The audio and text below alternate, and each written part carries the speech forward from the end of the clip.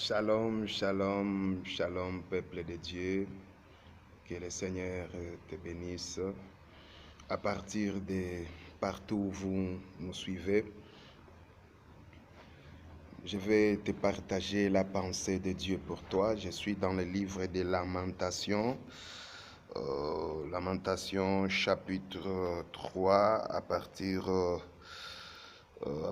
du 22e verset. La Bible déclare: car la bonté de l'Éternel ne sont pas, s'il te plaît, car les bontés de l'Éternel ne sont pas à leur terme, et ses tendresses ne sont pas épuisées.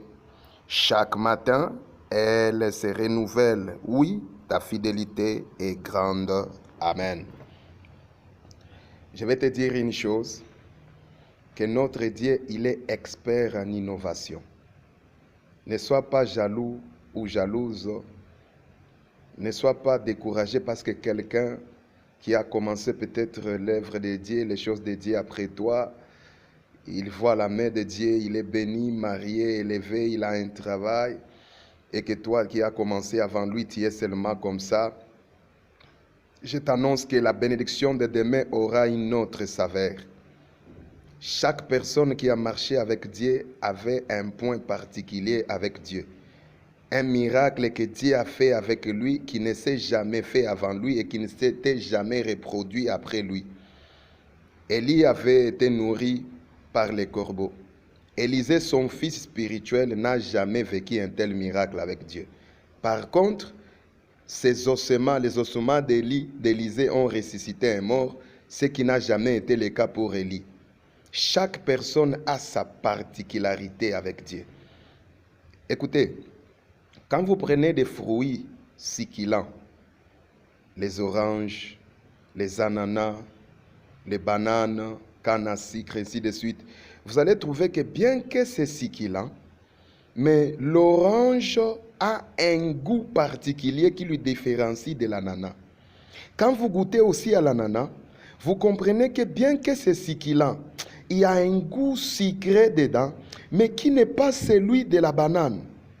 Quand vous goûtez aussi à la banane, vous allez comprendre que c'est vraiment succulent, mais pas comme la papaye. Ça veut dire, Dieu, il est expert en innovation. Ce qu'il a fait hier, il pourra le faire demain, mais avec majoration. C'est ainsi qu'avec Moïse, il a donné aux gens la manne, mais avec Jésus, Jésus a donné aux gens les pains, mais par rapport à Moïse, la nourriture de Jésus n'avait pas trop de conditions que Moïse. Dans le miracle de Moïse, bien qu'il a donné aux gens la nourriture sans aller au marché, mais il fallait que les gens quittent les camps pour aller la ramasser. Je pose la question maintenant pour les handicapés, les aveugles, les petits-enfants orphelins, le vieillard, c'était comment? Je comprends que bien que la manne était tombée, il y a des gens qui sont restés dépendants des autres. Mais quand c'était le tour de Jésus, c'était le même miracle de donner aux gens la nourriture sans aller au marché, mais avec majoration. Autour de Jésus, il a dit, faites-les asseoir. Et c'était aux disciples de distribuer la nourriture. Lorsqu'il bénit avec majoration. Dieu ne reproduit jamais le même miracle textuellement parce qu'il est riche en innovation. Hier, les gens ont eu le mariage.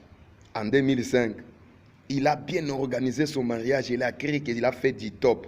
Mais lorsqu'il est en train de voir le mariage de 2020, il s'est dit, waouh, mais moi c'était du dessin animé. Oh oui, parce que notre Seigneur, il renouvelle sa bonté chaque matin. Ils ont construit des maisons.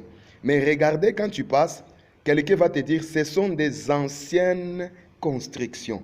Ça veut dire, bien qu'il a construit, quand il compare sa maison d'il y a 30 ans avec celle d'aujourd'hui, il a envie de détruire tout et recommencer à zéro. Pourquoi? Parce que chaque jour, il renouvelle sa bonté. Ne sois pas jaloux de ce que tu vois aujourd'hui. Demain aura plus de saveur qu'aujourd'hui. La bénédiction de demain aura plus de saveur que celle d'aujourd'hui. Attends ton tour. Le panier circule encore. Attends ton tour. Le ciel ne tombera jamais en faillite.